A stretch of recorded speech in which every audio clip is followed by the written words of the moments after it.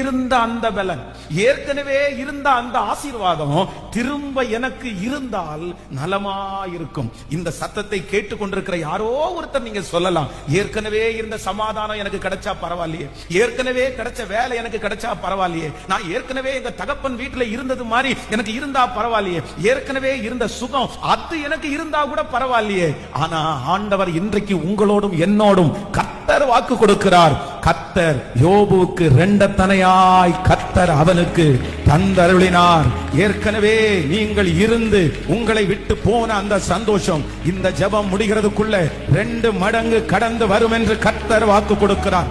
அந்த கனம் உங்களுக்கு 2 மடங்கு வரும். நீங்கள் எந்த இடத்திலிருந்து எடுக்கப்பட்டீர்களோ, துரத்தப்பட்டீர்களோ, அதற்கு மேலாக கர்த்தர் 2 மடங்கு அந்த ஆசீர்வாதத்தை நமக்கு தருவேன். நம்புறவங்க கைகளை மேல உயர்த்தி, இயேசுவே நான் நம்புறேன்.